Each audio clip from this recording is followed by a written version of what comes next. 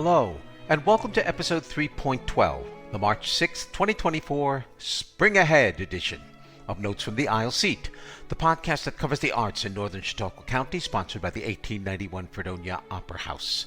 My name is Tom Laughlin, and I'm your host as we bring you news and information about arts events at the Opera House and around the region, including interviews with artists and creators across the county. I don't know that I want to wade into the very controversial topic of turning the clocks forward and back twice a year. I mean, it's a well-meaning process, but it does have its inconveniences on both ends. I have to admit that I find the return to standard time in the fall a little more jarring to my system with that sudden evening darkness, and I do enjoy the longer summer evenings. But no matter whether you use standard or daylight time, you're still only going to get 15 hours of sunlight in the summer and about 9 hours of sunlight in the winter. So I think the best option is to make use of the hours that you get. The sun doesn't care what time you think it is, only how bright it can shine on you.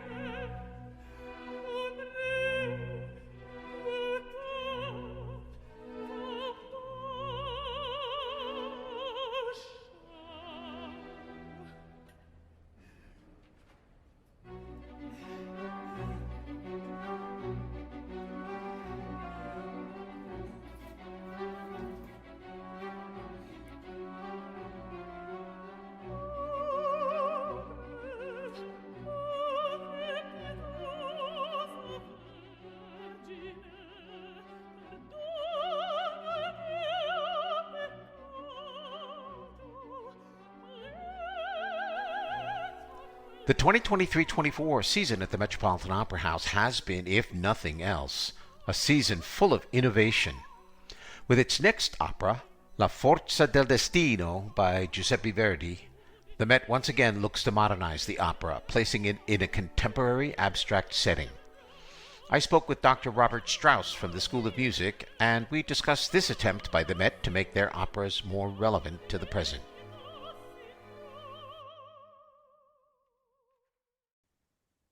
Once again, I have with me Dr. Robert Strauss, one of my absolute favorite guests to come on to the podcast. Rob is on the voice faculty of the School of Music at SUNY Fredonia, and he is an opera aficionado par excellence. Always love to hear his insights. So, Rob, welcome once again to the podcast.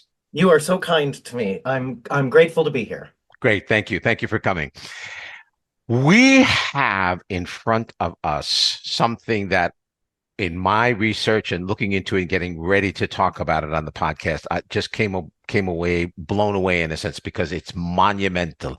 La Forza del Destino by Giuseppe Verdi. And I had heard of the title before. I knew of the title, but as I dug into it, this scope to me was astounding. Can we start with that and get your kind of overall view of what this opera is in terms of its place in the canon? Well, I will do my absolute best. It is sprawling, the scope of it. I feel, in reviewing what I knew about it, certainly Verdi has written or wrote so many great operas that we know: La Traviata, Rigoletto, Otello, Aida, Falstaff. And so I knew Forza del Destino, certainly, but his other works I know more. I feel like at this point in his career, he was able to pick and choose a little bit more what stories he wanted to tell and how he wanted to tell them. And so I think this story gave him the opportunity to, pull out all the stops, all of the bells and whistles, as far as that goes. And it turned into a 4-hour opera. Yes, a 4-hour opera. One of the things I have to caution the listeners, if they go to see and listen to the Live at the Met performance on March 9th, Saturday, March 9th. First of all, it's going to begin at 12 noon, so that's an hour earlier than it usually does, and that's because it's going to last almost 4 hours. So right. I want but people. There will be potty breaks. There will. There's two intermissions, Yeah. so so that's okay. Um, the opera, the Met has done with this production what it seems to want to do with a lot of productions in this season, and also as I glanced at next season, and that is modernize them. Yeah. So this one has a sort of a semi-contemporary setting, I would call it. Right. Right. Yeah, it takes place in modern times, but there's no real geographical locale. There's no real, place that you can identify beyond knowing where Verdi originally placed these. And I think that that's kind of kind of interesting that they continue to do that. They did that with the Don Giovanni. They did that with a couple of other things. So the look should be kind of interesting. Yeah, I think it is. I'm fascinated by it because certainly I should start with a compliment. The Met does this really well. The Met does this really well, but certainly I've seen productions of anything where someone decides, okay, we're going to set it in Philadelphia in 1972, and the story doesn't seem to work that way, that it's Hmm. just all about a gimmick. But I do feel like as I reviewed the plot, the issues of being an outsider from a different country and being discriminated against, the issues of the limits of being a female in a society that maybe doesn't respect females as they should, the idea of being in the wrong class, finding a romantic partner who's good enough for you and that your family thinks is good enough for you. Certainly they're not necessarily the major themes of the opera, but they do run throughout, and I think we still struggle with that today. So I do think that that translates, and with a director who's better than I am, and I imagine they're hiring directors who are better than I am, that it really can bring home to an audience what the message of it was, what the real message that still relates to us in 2024, and that I was thinking about when stories are told well that relate to me, then I can sit for 6 hours, 8 hours, and binge watch something. So, Hmm. I mean, I'm interested in that. Yeah, and I think it's going to be interesting too. I said I wasn't going to try and recap the entire story, and I'm not.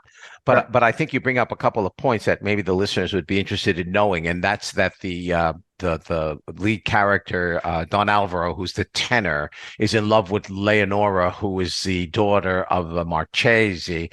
The father doesn't approve of him because he has Incan blood in him from Peru. And in a meeting between the three of them, the daughter, her suitor, Don Alvaro, and the father, Don Alvaro actually says, "Okay, I guess I was going to elope with your daughter, but I'm not. I won't do that. I will respect you." He goes to throw his gun down to surrender to the father. It goes off accidentally, kills the father, and then things just happen. Yeah. Exactly. And again, I won't go into that, but Leonora goes away, Don Alvaro goes away, Leonora's brother Don Carlos swears revenge for the death of his father and the disgrace of his sister, and it goes to Spain, it goes to Italy, it's all over the map. But I got an interesting metaphor, and I want to see what you think about this. I Okay. actually did read this, I think, from the director, that the opening act, the incident that happens, is like when you start to play pool, and you take the cue ball and you smack it into the triangle of balls that are in front of you, and that one impact all of a sudden scatters the balls all over the table, and you sort of have to then begin to pick each ball and put it in the pocket. They said that the death of the father is exactly the same thing. It's that Yeah. cue ball hitting the breath of them, and everything scatters. Everything scatters. Well, that's a wonderful metaphor for the story, and also, I mean, the title is The Force of Destiny, and it's implying that, once an event happens, you can't get away from the result, Right. even if it's 4 hours later. No, or in the opera's case, in terms of time, I mean, I don't even know how much time it takes. Years go Yeah, by. yeah, I Uh, think so. yeah. But yeah, I think that's fascinating, and in a way we haven't talked yet about, and maybe you're going to ask, one of the things that Verdi does in this opera that is a little unique. for his operas, I would say, and for the time period, is that there's sort of a theme song that runs throughout. That was going to be my next question. You got it, Yeah, brother. I mean, I know you do your research, and I wasn't implying that. Oh, no, no, Um, no, no, no. but it's, Absolutely. you know, This it's is an important point for the opera. There's a theme song yeah, and which it ties it all together, but Mhm. just it's insidious and it's persistent and just iconic. I remember one of the reasons I know about Forza or first learned about Forza was because of this in undergraduate music history classes. Like, look what this composer did, and that this theme, and that happens in movies all the time, right? That it tells us how to feel if a certain character is going to arrive, or if the something tragic is going to happen, or a love theme, something great is going to happen. The music starts to play underneath that maybe we as an audience don't notice. And I think this is maybe not an early example of it, but certainly a strong example in Verdi's music of this just, and it's so incredible. Um, One of the first things that I learned or heard from it was the soprano's aria in the fourth act, the Mhm. Pace Pace, that starts with this theme again. And just by the way, the fact that the soprano in the fourth act of this opera has to sing this beautiful, spinning, luscious, luxurious aria. I mean, as a singer, I imagine by act two, I'm exhausted. Can I just take a nap? And yet my big moment is two acts later. 2 acts later, I mean, you have to sit in your dressing room for a half an hour and keep yourself warmed up. And the minute you walk on the stage, you've got this incredible aria Yeah, to sing. ba-da-da, ba-da-da, ba-da-da, ba-da-da. Yeah, yeah, yeah. Just incredible. It's really going to be. It really is something. So here's another question that I wanted Okay. to ask you because I found this fascinating, and I don't know what to make of it. Maybe you don't either, but we'll explore it. There isn't a love duet in this opera. There's Oh, you're never. right. There's never a moment where Don Alvaro and Leonora actually have some kind of love duet. But at the same time, there are three duets between Don Alvaro and Don Carlo Yeah. when they confront each other in various acts. What do you make of that? Anything? Well, off the top of my head, I want to do some more research, and so please, anybody who's listening, don't try to take away my doctorate for saying anything silly. But I wonder if that's part of, as I said earlier, Giuseppe Verdi. He was at this point fairly famous as a composer, as an opera composer, and seemed to be picking and choosing what he would write. Right. And so perhaps that has something to do with he felt like that a love duet, while lovely, may not move the story forward as much. And frankly, they're not together that much. Right. There's a lot of missing each other and hearing stories of each other while they're on the lam or in disguise, or on the lam and in disguise, as far as that goes. So part of it is just not wanting to. This is the story that's being told, and so they're not on stage. They are on stage together, of course, in the first act, fourth In the act. first act, they are. Yeah, but it's Yeah, that's yeah, the they absolutely are, and there could have been, but maybe he just felt like that's gonna slow down the action, slow down the storytelling. We already get it, and perhaps again, still off the top of my head, and I don't want to put words in Verdi's mouth. He's also not alive, so that's bizarre. But maybe it was about these two people. The force of destiny says they're not to be together. exact. That was going to be my theory that And the so if force. we sing a duet together, it's like, oh, these two should be together. And it's Right. sort of betraying what the point is. But again, I don't Right. know. It is a fascinating point. Yeah, it's a fascinating point. And then finally, when everybody comes together at the end for the final tragic moment, there were two endings, by the way. Yes. We get the second ending, but the first ending was a little bit more tragic. In the Yeah. Do you suppose, I'm sorry, it's just a conversation now, but do you suppose that it was changed because it's hard to stage? you know, so that the audience is clear, the first Yeah, ending that Verdi wrote was Don Alvaro in despair falls, right, plunges himself off a cliff and dies. right. So everybody dies at the end. Leonora dies, Don Carlo dies, and Don Alvaro dies. But Verdi got a second ending, and he lives at the end of that. He does not die. He lives with his destiny, as it were. But yeah, it's hard to stage somebody jumping off a cliff. I mean, yeah, I couldn't get a read on why he changed the ending per I don't se. know. You know, What just popped in my head is Romeo and Juliet versus West Side Story. It's kind of nothing wrong with Romeo and Juliet. Please don't think that I'm saying that. But since West Side Story is based on Romeo and Juliet, but Maria lives, and Mhm. that is almost more tragic. Yes. So maybe it has something to do with that he has to live with what fate has dealt him. Yes, yes, perhaps. I think that's the case. I really do. As a tenor yourself, what do you Sure. see those difficulties in Don Alvaro's score? What he has to sing? It's some pretty wild stuff in there. Well, it all is, and thanks for asking that way. For sure, this isn't repertoire I would sing. My voice is too light for it. So the first thing that I would say, looking at it, is, darn, I wish my voice was bigger or thicker in the middle because the orchestra's so big. But those are the demands are that the orchestra's big, that the voice has to be thick and rich and velvety, or whatever terms you want to use for it. But I think also the fact that it's so dramatic the whole time. I mean, that's sort of a difficulty for a singer, but more so as the actor is you have to pace yourself.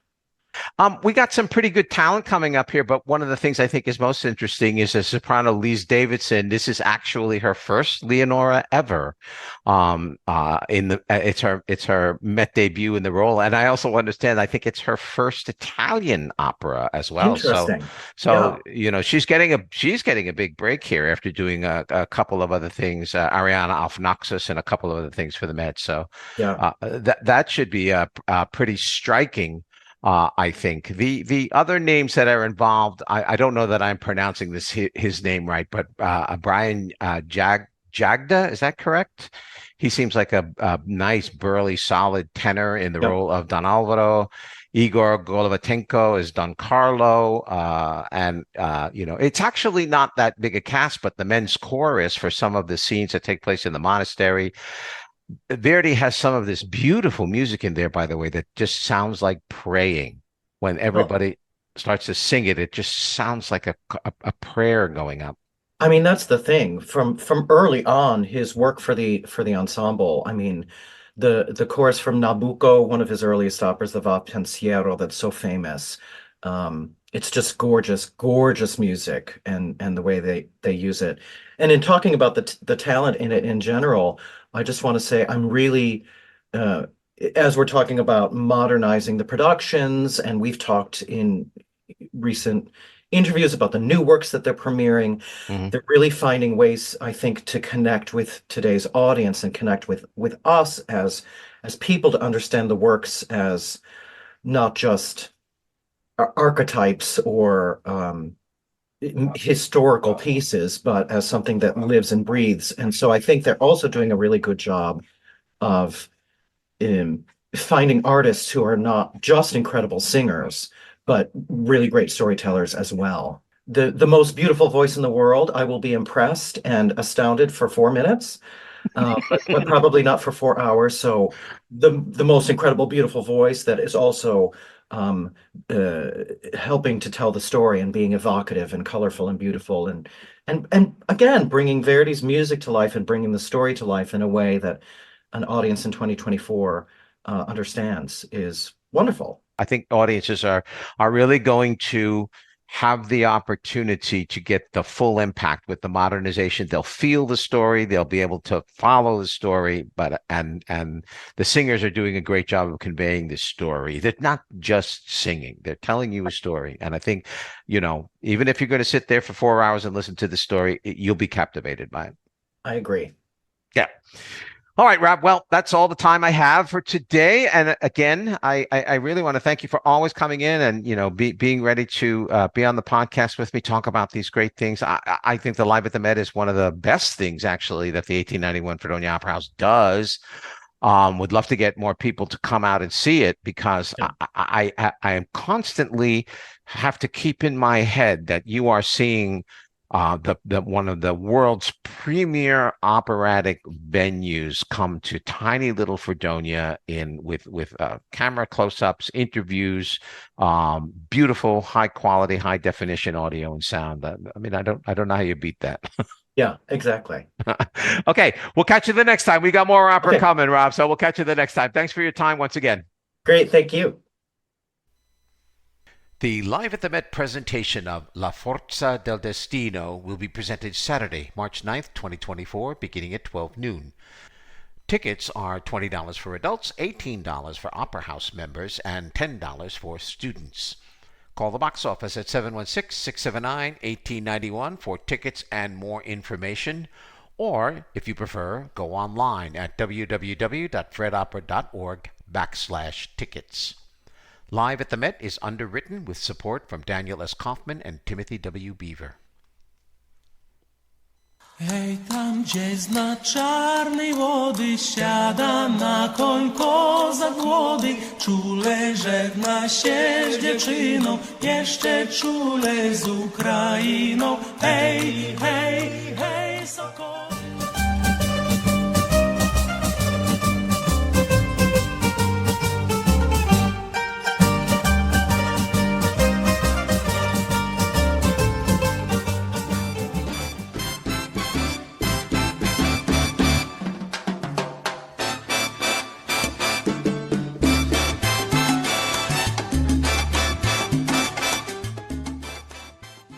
Dunkirk has become a multicultural community with an interesting history, and it's been the mission of city historian Diane Andrasik to not only preserve that history, but bring it alive to audiences in the region through her writing and lecturing. She will be presenting the next in the ongoing series of lectures on Chautauqua County history entitled Dunkirk, Then and Now, 3 Critical Streets. I spoke with Diane to get a preview of her lecture. Joining me now is Ms. Diane Andrasik. Diane is a retired teacher from the Dunkirk City Public School System, and she is now currently the city historian for the city of Dunkirk, and she's coming to the 1891 Fredonia Opera House on Thursday, March 14th, 7:00 p.m. to give one of our continuing lectures on Chautauqua County history. The lecture is entitled Dunkirk, Then and Now, 3 Critical Streets. And Diane, want to welcome you into the podcast. Thank you for having me. Oh, our pleasure. You and I've lived in Dunkirk now myself for over 35 years, and the city is, it's home to me now. And actually, a lot of times I become surprised at how long I've been here when I think about where I came from, which was Long Island, and the rest of my life. I've lived in Dunkirk longer than I've lived in any other place. And I found that when I discovered that, it was amazing to me because it's an interesting, fascinating, and varied city. And I assume you have discovered the same. Yes, very much so. I've lived here my entire life. So, that's 72 years. And so I find myself once in a while going back to even the last year I was teaching, how things have changed since then, just for example, in the school system and how they've realigned things. And, the more I've done research, the longer I've been involved with the museum and have gone through so many photographs and seeing buildings that I do know and buildings that I kind of remember, and then buildings that I never saw. It's amazing to see the change that way and to recognize there are things very familiar and there are things you think should be familiar. So it's kind of interesting. Yes, and Dunkirk is one of those interesting places where people ask me where I live, and I give them the address or the various areas. They still tell me, "Oh, you live in the Therese house." Yes, Dunkirk is one of those cities. Yeah, right. I understand that. Yes, indeed. Yeah, I've lived here for 35 years. I don't think anybody's ever going to call it the Lachlan House, but that's a whole nother story. So let's talk about your new book. This is actually your second book, isn't it, on Dunkirk? Yes. The first book was an Arcadia publishing book. The books everybody sees in various stores because it has that sepia colored cover to them. I did that and finished that in 2007, and it was published in 2008. But let's drill into your lecture. You've actually now decided with your second book here to take a look just at three different streets and how they sort of tell the tale of Dunkirk. And let's take them one at a time. And without giving away too much of the lecture, because we do want people to come and listen to you. Right. Let's talk about that. Let's start first with the one that most people are going to recognize, which is Central Avenue. What is it about Central Avenue that obviously it helps form the character of the city? Well, it was the first real street that went north-south because it started at the lake, at the mouth of the harbor, where anyone who was coming here could get the most easily. The first settler to the Dunkirk area, not specifically to the Dunkirk harbor, he settled a little further west along the Canadaway, was Seth Cole. And he came in the middle of winter by ox-drawn sleigh with his wife and 9 children, about to be 9. She gave birth here. And over the frozen lake, because there was no other way to come unless you wanted to just carry a knapsack or whatever they had in those days, because it was so heavily wooded that unless you had a pathway from one place to the next, you simply could not arrive here. So from that sprang the main road, the road that also connected us to Fredonia, though for a long time it too was mainly a path. That was some of the surprising things I found out. I always envisioned Dunkirk, Fredonia, they just made a road, the first road, and that was not the case. It was a rather clogged up pathway for quite a while. And so that's why, while other streets fell back in importance, at least the north-south ones, this one retained its importance, and it just grew into what really, for all intents and purposes, is now the main street. And it also became the heart of the city in a sense, because most of the downtown Dunkirk is built around Central Avenue, with between 3rd and 5th Street being the locus of downtown. Right, exactly. It was not always necessarily going to be that way, because we had Main Street, although at first it was not called Main Street. It was Lion Street, and then it became Main Street. And that was really the Main Street because it was where the railroad depot was located. So every day, hundreds of people came and went off the railroad line.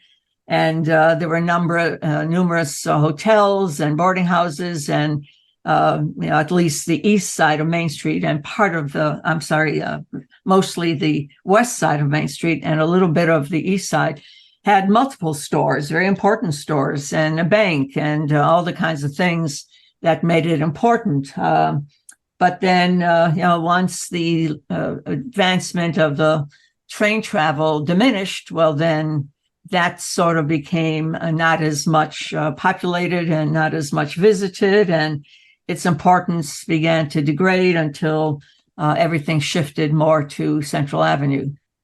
Well, that was always when I first moved here, was always one of the mysteries to me for the first few years I lived here was why Main Street wasn't really Main Street in a sense, Right. And after learning a little bit about the history, I understand it. But Main Street has an interesting character because, as you say, it has a number of important buildings around it. The CSX depot is down at the foot of Main Street by the railroad tracks.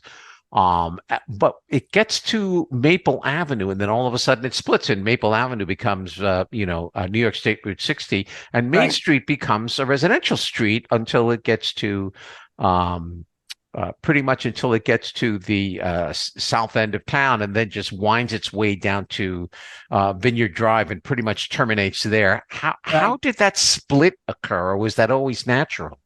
Well, in part, I think because, though I'm not saying I know specifically, Central Avenue continued to develop. It began to push southwards, especially because for some of the people of substance, the area above 4th Street, especially, and more especially above 5th, became a little bit more of almost like a suburb of Dunkirk, where people of substance could have a very nice, humongous house and they could have a little land around it and trees. And it got them away from the hustle and bustle of what really was a rather industrialized city that in areas could be really rather dirty and industrial. And so things seemed to move that way. And so it extended outwards. Whereas with Main Street, and it may in part have been because, in fact, for both streets, all streets for quite a while, there was nothing but woods south of about 7th Street. I've read articles about how thick the woods were, and up until a certain time when more and more of them were cut down for various reasons. It was that had more of the determination to keep it moving south. In my opinion, in large part because further south lay another town, namely Fredonia, whereas that was not the case over on Main Street. Main Street also had an area there to the east side of Maine, which had a lot of industry. And I think in terms of trying to keep movement going between various parts of the industry, the road just seemed to be pushed in that direction. It became more, as you said, houses of various kinds as you move straight south from Maine. But if you moved off onto that angle, you had access to some of the other places where there were different kinds of industry. And I think that's in part why that split happened. Yeah, I could actually see that when you look at sort of like you look at a map of Dunkirk, you could see that almost that natural diversion. Right. Yeah. A large part of Brooks Locomotive Works was in that area, the 4th Ward. And yes. That was, and then the way the railroad line ran out of the city. It seemed as though Main Street almost was meant to parallel that as a more major road, because you weren't necessarily next to the railroad line or necessarily right next to the Brooks Locomotive Works. And there's and your third street that you picked was Washington Avenue, which I found a kind of an interesting pick. I know that, you know, a couple of things that always intrigued me about Washington Avenue. Of course, the historical museum sits on Washington Avenue now, yes, as well as the Jewish temple. Well, two very significant buildings. And so what was it about Washington Avenue that made you take an interest in that particular street?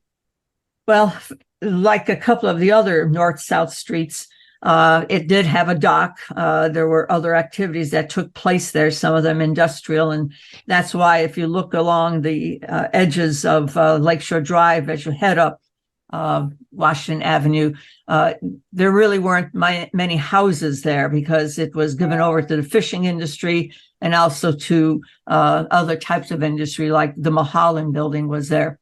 And so it was partially industrial, it was partially residential, but it also had a very important item that the city seemed to have wanted to have installed from the very beginning, which was a park, I actually called it like a public square, although it was nowhere near the center of town. It may have been intended to have maybe been that at some point, but it just never developed in that direction. And so as the city became more industrialized, and some people realized, hey, we need something of beauty in this town, so let's take that park area meant to be a park and turn it into a park. And for a long time, if you were going to live anywhere really within the boundaries of the city, not further up, as I said, up Central Avenue, further south, up above or below 5th Street, the place to live was around Washington Park. Some of the best houses were there.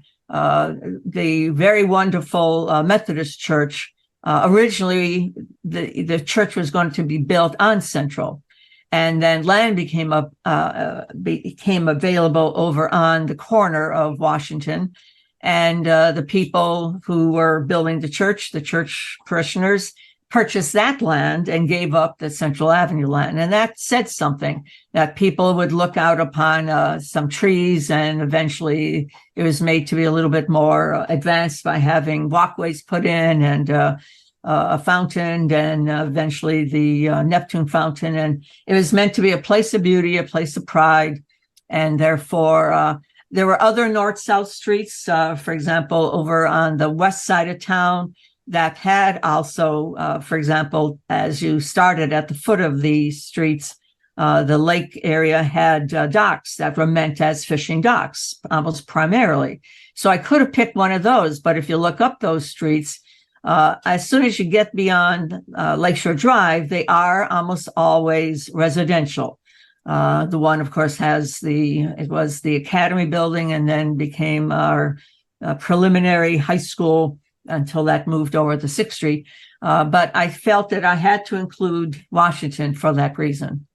Yeah, I think that it was a pick I wasn't expecting, but the more I hear you explain about it, and thinking about how the park is central to that area, I can understand why it was a significant street, just in terms of talking about the days when Dunkirk was prosperous and had all these beautiful houses.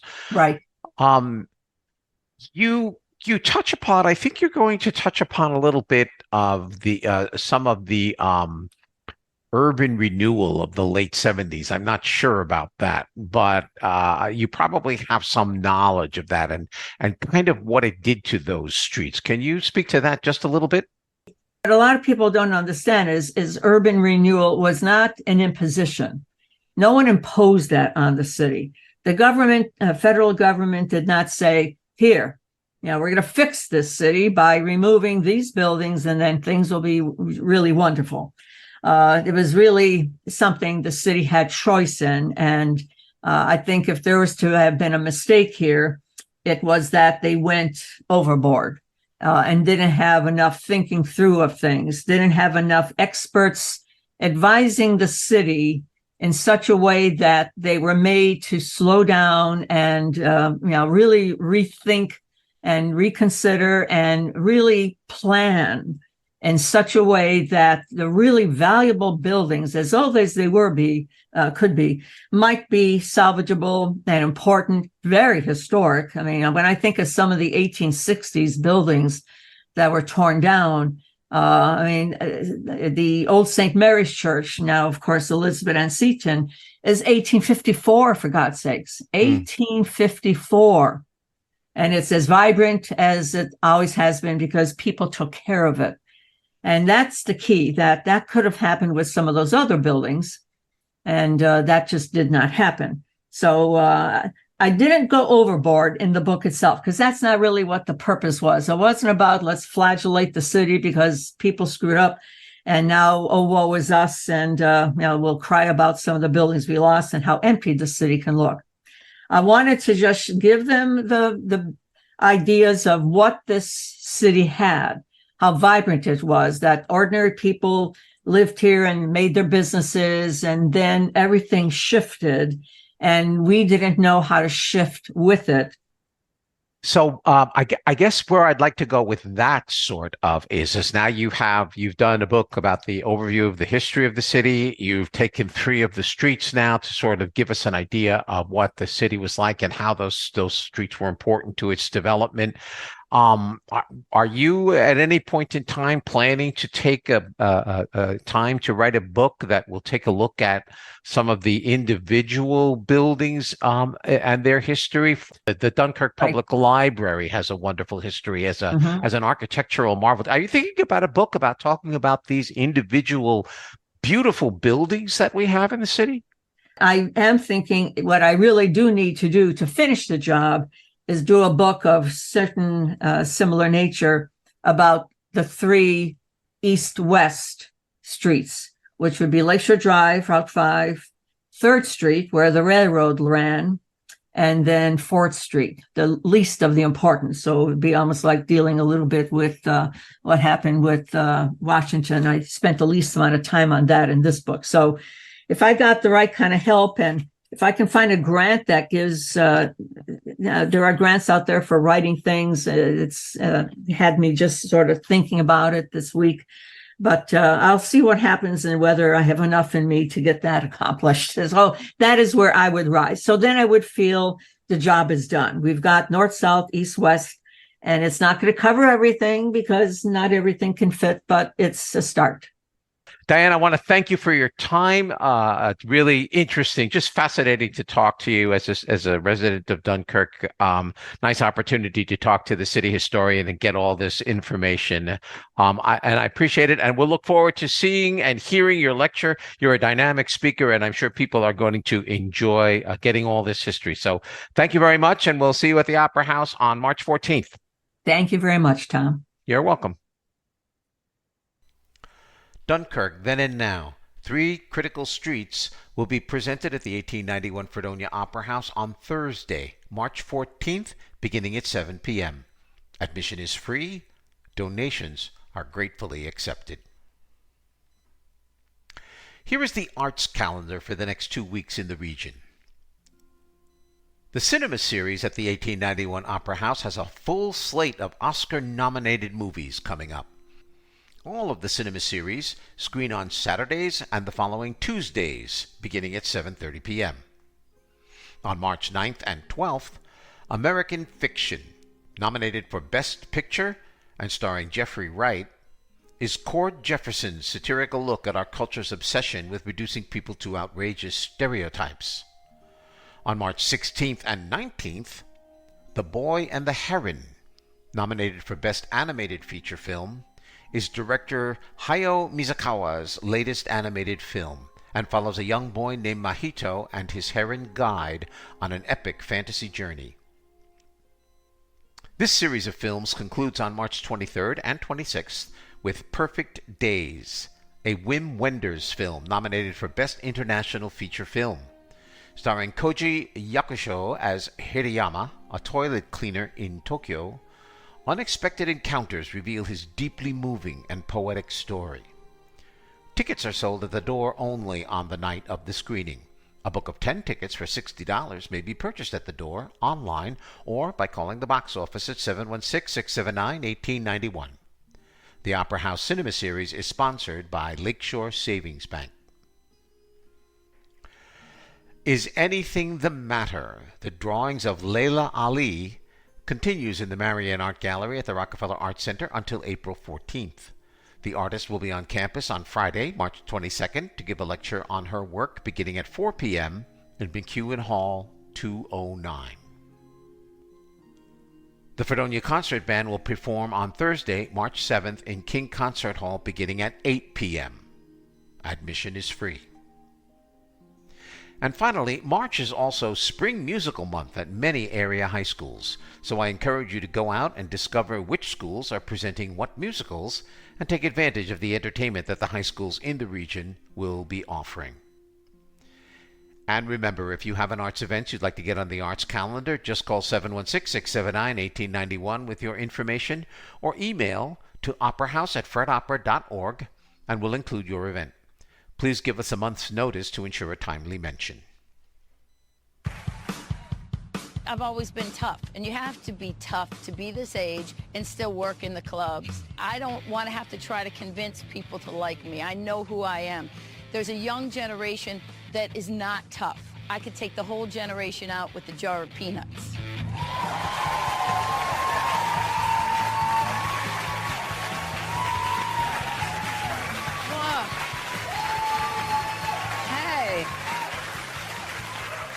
Well, thank you.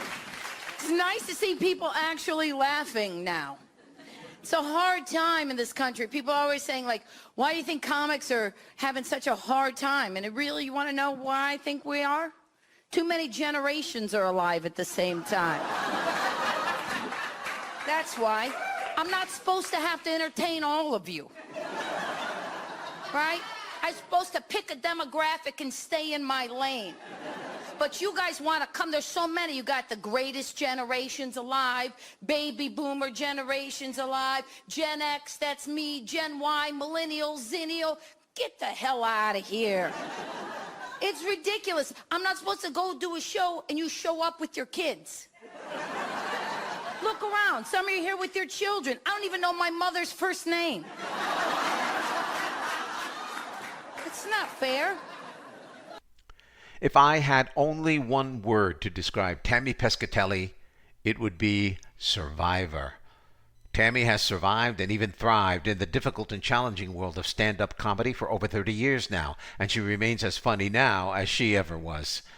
It was great fun to talk to one of the hardest working comedians in the business, as this interview will attest. Okay, those of you who are listening better get ready to laugh out loud, because with me now is Tammy Pescatelli. Tammy is coming to the 1891 Fredonia Opera House on Friday, March 22nd at 7:30 p.m. And based upon what I've seen on YouTube and her clips, she's one of the funniest people I've ever met. Tammy, welcome to the podcast. Oh, you're so sweet. Thank you for saying that. I appreciate it. You don't get out much, apparently. No, I'm too old to get out anymore. So, I just stay here and record. I have to start off by letting you know that one of the things I've seen on many of your things, you are a comic who really gets into the different generations. And I'm one of those people who thought that, airdropping pictures of men's genitals was in fact coming out of an airplane the minute you said that.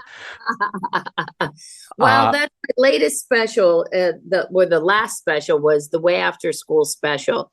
And it's all on Prime now, because I also know my demographic wants free shipping. But I thought it was a good idea. It was in 2020, before anybody was really addressing the differences between baby boomers, Gen X, millennials, zennials, Gen Y, and now it seems like everybody is, but I feel like I kind of got there a little bit first. Yes, I mean, I hadn't heard anybody talk about the span of generations in sort of in the manner that you do. And yet you do such great observational comedy. I know that the question I don't have to ask you is, where do you get all your material? Because all you say is, I wake up. It's the truth. It really is. When people get mad at me for jokes, I'm like, I'm sorry, I'm narrating my life. So one of the questions that I did want to ask you was, you've been a stand-up comic now for really quite a long time. I don't want to say how long enough. And 30 years. 30 years. Yeah. Yeah. And one of your early appearances on the Jay Leno show, your material was so different then from what it is now. And I just wanted to ask you, how do you think you've evolved as a stand-up comic from when you were younger to now? Well, here's the thing. It was the same vein. I still spoke about my family, but my family looked different back then. At the time I became a comedian, I was 23 years old. So I was single. There was no children involved. So my stories were about my childhood, my grandparents growing up in the crazy Italian family. I talked about that a lot. People used to say, all she talks about is being Italian. And I used to actually take it as a compliment. I'm like, oh my God, they didn't realize I was a woman. Snuck by him. But then, I grew up, I got married. I talked about my husband. I talked about his family. I had a kid. I don't really talk about my son because it's not his choice. I've told a couple jokes about him in this new hour that I'm doing, but they're really only to his credit, and he looks like a rock star in the jokes. But I just talk about how I parent my husband. So it's just, what has the world changed around me as my perspective changed? That's what we talk about. But it's still the same, the basic family love craziness. Yes. Yeah, I would have to agree with that. And I just want to let you know for the record that I'm married to a Sicilian. So my apologies. I could match you story for story, but I look at it from an outsider. I have an outsider's perspective on it. It's even crazier when you're not Italian to watch what happens. Yeah, well, and I'm Sicilian, but my husband's family is Molese. They're from Mola de Bari. So they literally have a whole different connotation. So it's the inbred Italian fighting. You talk on your comedy, and you've been doing this actually for quite some time. If I get a feed on the time period, about being tough. You got to be tough. There's two phrases I've caught from your comedy. One is you got to be tough, and You have to know who you are. I've heard both of those phrases, no matter what year the clip is from, both of those phrases come out. Um, Yeah. where did you come up with those particular catchphrases for yourself? Well, it's not that those are catchphrases because they don't add to my act. But I feel like if you have a platform, it is your responsibility to reach people, and you can actually do so much while someone is laughing. And like my first half hour Comedy Central special was really my love letter to young girls. But a lot of women didn't want to hear it because they don't want to be told that they're acting classless or they don't have dignity. So I think sometimes that's how people get in trouble. But I can't change who I am. And I was always taught that, you know what, you have to toughen up. Life is tough, but you'll go through it. If your house is on fire, you have to get out. You might get burned when you're running through, but that's the only way to survive is to get to the other side of it. You have to, you just have to see that bad stuff happens to everybody, but only if you can understand that, can you process it. So I would always say that because my father taught us that. My father was, a kid from the wrong side of the tracks who football was his saving grace. His parents were immigrants. He was able to grow up and go to college on a football scholarship, and he worked hard. He played semi-pro. He played a little pro. He worked really hard. My mother was tough. Her mother died when she was 9. She did not have it easy.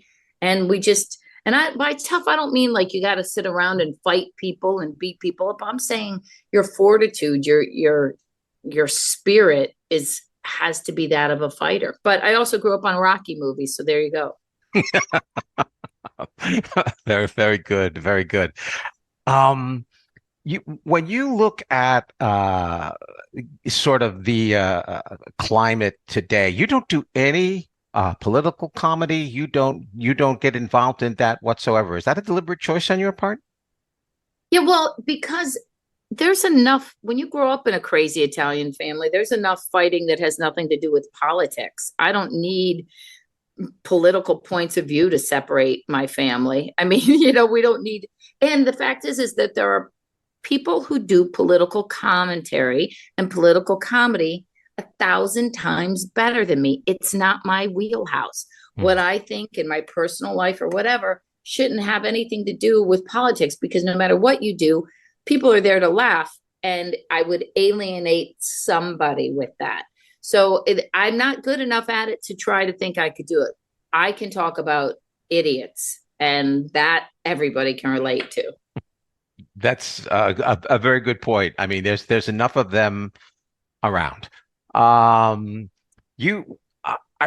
hope you don't mind me asking this particular question, but I think it really, to me, when I was sort of trying to put the pieces of the puzzle together, really stood out, because you talk a lot about, you have to be tough in the world. That you are an ovarian cancer survivor, and I was surprised to find this out, because to me, it just sort of raised your profile even that much more in terms of how hard you've been working, and the kinds of comedy that you do, and your approach to life.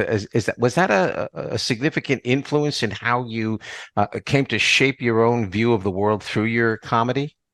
Well, I'd love to tell you that it was and take all the credit, but that's not how it really was for me. My mother has had cancer 3 times. Ooh. She had ovarian, she had thyroid, she had breast cancer. Her battles with those, and some of the battles subsequently that I've seen in friends and family, one of my best friends, Jennifer, who lost her fight to cancer, those people changed. Mine was very simple.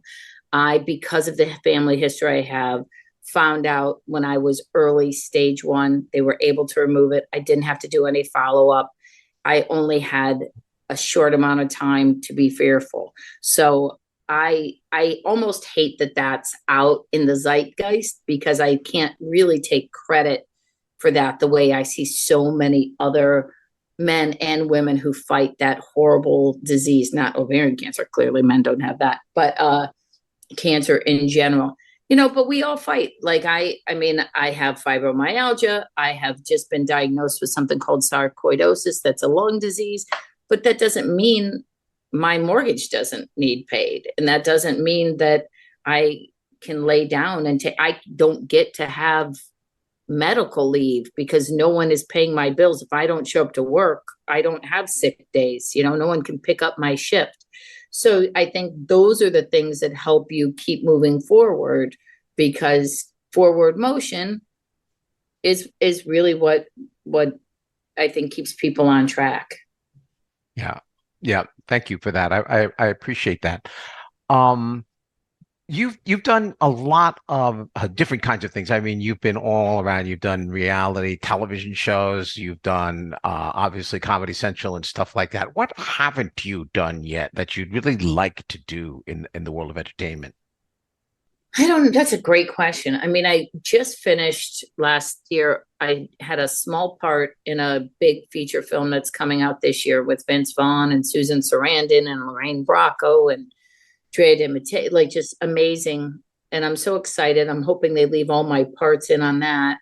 It's called Nona's, so look for that. But I mean, I think I really want to be a regular, like on a TV series. And I'd love to play a cop. I'd love to play a cop on a TV series, just a little regular. I just think I think I would shine in that role. So if you know anybody. I wish I did, but I think I saw somewhere, maybe in your media kit or someplace, you did do a little cameo for Blue Bloods. I did. I sure did. Yeah, that must have been a lot of fun. That show's been around for so long, and it sort of has that vibe. I can kind of see you as a cop in that particular television series. Was fun. Of course, I played a mob wife, but it was a really Donnie Wahlberg is a friend, and I didn't tell him until I actually got the part that I got, because I didn't want anybody to say like it was favoritism or anything like that.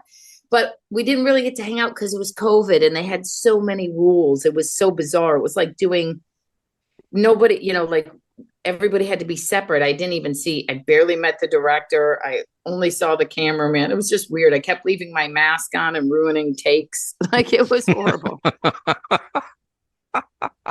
Oh my. Oh, geez. Well, I know that I'm carving out just a little bit of your time. You're very busy. I think you're in Miami right now as I'm doing this interview. Not Miami. I'm in the opposite side. I'm in Punta Gorda, Florida right now.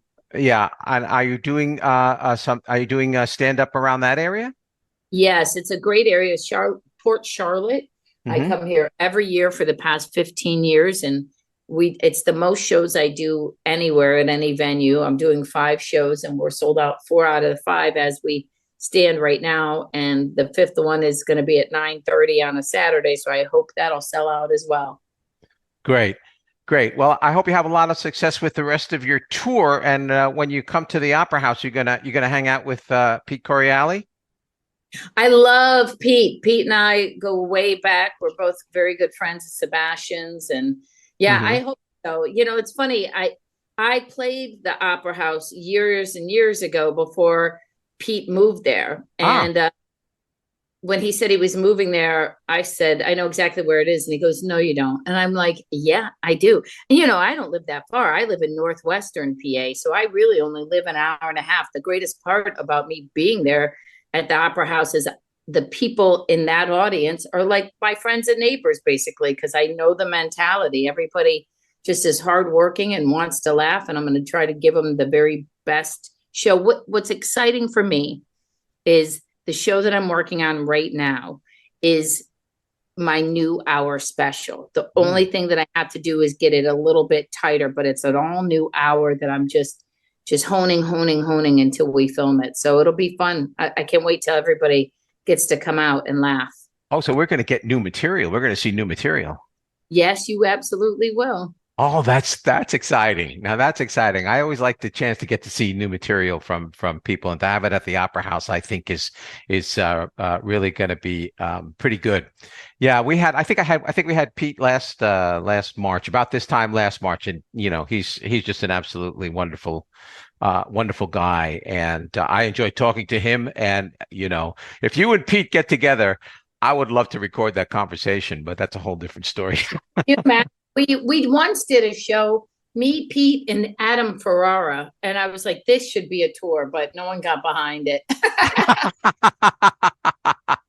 Well, I think you could make it happen again. I think you can make it happen again. I'm going to hold out for that. All right, Tammy, I'm going to let you go. Thank you very much for your time. It was so appreciative, and I enjoyed talking to you so much. And I'll look forward to having you come at the Opera House in about 4 weeks from the time of this interview. So it should be a lot of fun. That's right. Thank you so much. I really appreciate it. And thank you again for rearranging for me. Okay, no problem. Anytime. Have Good a luck. good bye. Tammy Pescatelli will be bringing her brand of comedy, including new material for her next one-hour special, on Friday, March 22nd at 7:30 p.m. Tickets are $25 for adults and $10 for students. These tickets are sure to go fast, so either go online at www.fredopera.org/tickets or call the box office at 716-679-1891 for your tickets now. And just a few reminders before we end this episode. Tickets for the final June 14th through 16th Bach and Beyond Festival are now on sale. Individual concert tickets are $20, but you can save $9 by buying a package for all 3 concerts for $51. There are also 2 pre-festival movies screening this year, Amadeus and Chevalier. A complete early bird package of the 3 concerts and 2 films is $61. Call the box office at 716-679-1891 for more information. Also, registration is now open for the 1891 Run for the Opera House. This year's 5K run or walk will take place on Sunday, April 28th, beginning at 9 a.m. Participants who register before April 15th will receive a t-shirt. You can find more information and a sign-up button by going to the 1891 Fredonia Opera House website at www.fredopera.org and clicking on the 1891 Run button at the top of the homepage. If you're coming to the Opera House for any upcoming events, remember it might be wise to dress a little more warmly than usual, even though the spring weather has hit, as the main boiler that provides our heat has gone offline and is in the process of being replaced. And of course, it's never too late to consider being a member of the Opera House. Check out our membership page on the website by going to the home page at www.fredopera.org and clicking on the membership button.